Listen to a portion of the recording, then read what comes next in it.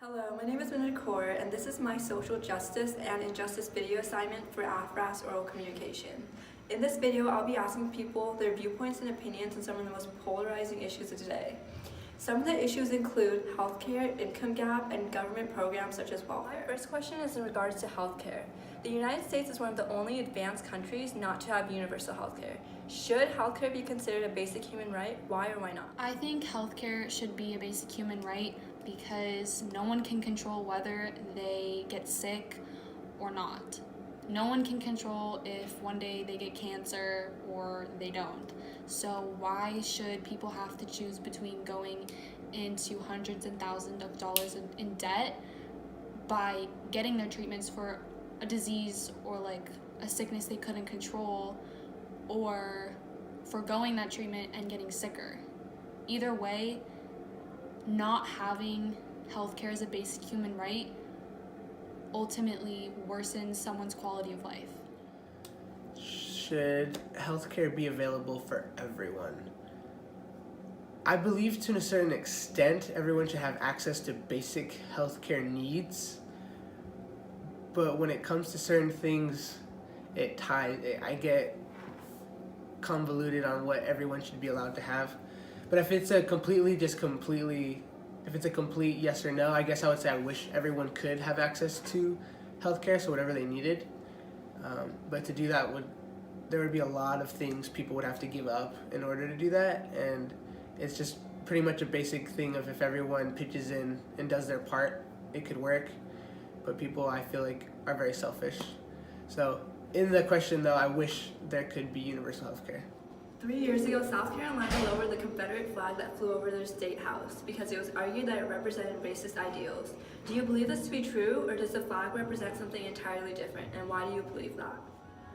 In my opinion, I think that today it does represent racist Southern ideals. I'm sure in the past it wasn't used for that, and that wasn't the purpose of the flag, but unfortunately today it's been used for just racist or white supremacist like protests, and because of that now it symbolizes white supremacy, and it's used as a symbol for racism and segregation.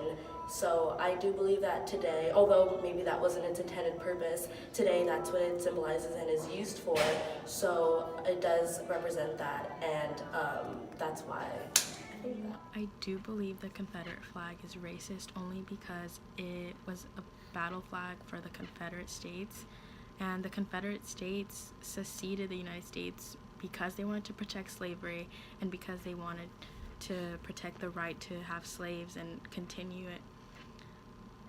I understand why Southern states might use the flag as a form of Southern pride to represent the South, but the truth is the flag is deeply rooted with racism and slavery and those reasons that the Southern states came to be and came to secede from the United States. So I do believe that the Confederate flag is racist. 21.4% of Americans are on some form of government assistance, for example, welfare. Does this encourage fully capable of Americans to rely on government assistance rather than making their own income? So I think that social welfare does not make people, capable Americans, lazy. There are a lot of capable people that don't have the funds to do certain things. For example, financial aid is a form of welfare, but financial aid helps a lot of low-income individuals to go pursue higher education so they could get higher pay like later in their life. So in that sense, financial aid is granting a lot of people of different walks of life an opportunity to grow and make the money that they would like to make, and not just constantly be in the bottom low-income group. Personally, I don't believe welfare programs encourage laziness, because there's many people that can't provide for their own needs, such as disabled people who need those welfare programs to live, and it encourages equity, and with proper systems in place, such as some people do drug testing in order to qualify for welfare, it can only benefit those who really need it. In terms of income, the top 1% of Americans make twice as much as the bottom 90%. Should something be done to equalize the gap, or should this be considered fair? Okay, I think that something should be done to fix that gap just because it is so large. But I think something that must also be acknowledged is that a lot of the people in the top 1% have probably worked like extremely hard just to get that much money.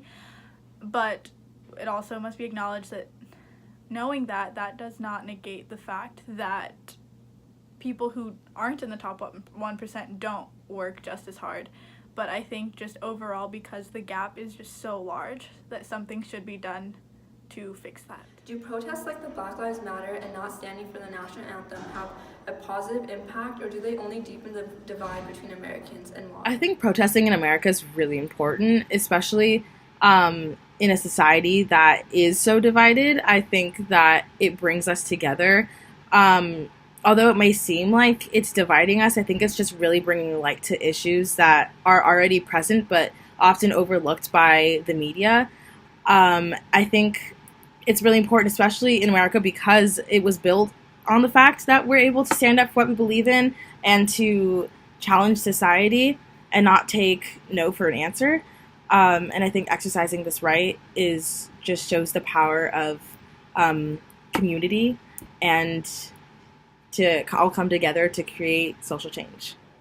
Overall, these interviews proved to be harder than expected because they're about topics people didn't feel comfortable discussing. But I think it's having open dialogue like these interviews that will allow people to make change and take steps forward.